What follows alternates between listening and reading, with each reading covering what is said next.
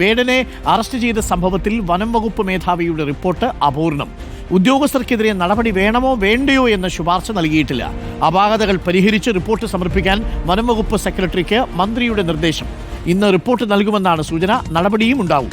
Arrest ചെയ്യാൻ ഉദ്യോഗസ്ഥർക്ക് തിടുക്കമുണ്ടായതായി റിപ്പോർട്ടിലുണ്ട്. റഹീസ് റഷീദ് ചേരുന്നു കൂടുതൽ വിവരങ്ങളുമായി. Rahees Rasheed, very good morning once again.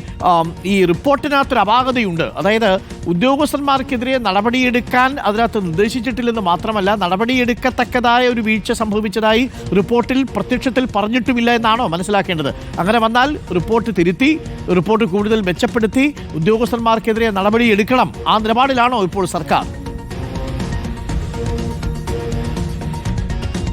Good morning Arun. സർക്കാർ തലത്തിൽ വേടനെതിരെ നടപടിയെടുത്ത വനം വകുപ്പ് ഉദ്യോഗസ്ഥർക്കെതിരെ അച്ചടക്ക നടപടിയെടുക്കാനുള്ള തീരുമാനം ഇതിനകം തന്നെ ആയിട്ടുണ്ട്. അത് ഒരു നടപടിക്രമങ്ങൾ പാലിച്ച് ചെയ്യുന്നതിന് വേണ്ടിയാണ് വനംവകുപ്പ് മന്ത്രി വനംവകുപ്പ് മേധാവിയായ രാജേഷ് രവീന്ദ്രനോട് ഇത് സംബന്ധിച്ച റിപ്പോർട്ട് തേടിയത്.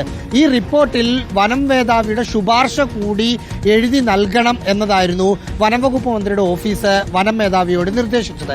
പക്ഷേ വനം മേധാവി നൽകിയ റിപ്പോർട്ടിൽ ഈ ഉദ്യോഗസ്ഥർക്കെതിരെ നടപടി വേണമോ വേണ്ടയോ രണ്ടും പറഞ്ഞിട്ടില്ല. ഒരു ശുപാർശ എന്താണ് തന്റെ നിലപാടെന്ന് വനം മേധാവി എഴുതിയിട്ടില്ല. അതിനകത്ത് നടപടിക്രമങ്ങൾ പാലിച്ചാണ് അറസ്റ്റ് എന്ന കാര്യം പറയുന്നുണ്ട്. അതിന് കാരണമായി പറയുന്നത് പോലീസാണ് പുലിപ്പല്ലാണ് വേടന്റെ മാലയിലുള്ളത് എന്ന വിവരം നൽകിയത്.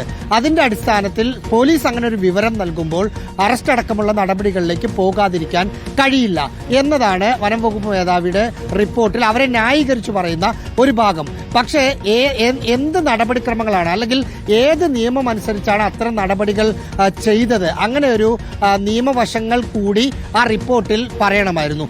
അങ്ങനെയുള്ള കാര്യവും ആ റിപ്പോർട്ടിൽ പറഞ്ഞിട്ടില്ല. പക്ഷെ റിപ്പോർട്ടിൽ ഉദ്യോഗസ്ഥർക്കെതിരായി നിരവധി കാര്യങ്ങൾ പറയുന്നുണ്ട്.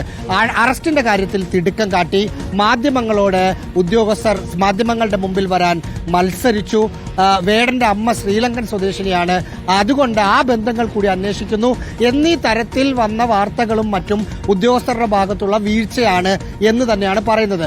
അതൊക്കെ തന്നെയാണ് ഉദ്യോഗസ്ഥരുടെ ഭാഗത്തുള്ള വീഴ്ചയായി സർക്കാരും കാണുന്നത്.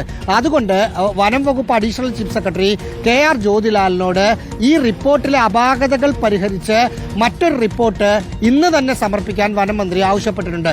ആ റിപ്പോർട്ടിൽ ഉദ്യോഗസ്ഥർക്കെതിരെ നടപടിയുടെ കാര്യം എഴുതണം. വനം വകുപ്പ് അഡീഷണൽ ചീഫ് സെക്രട്ടറി ശുപാർശ വേണം, അഭിപ്രായം വേണം.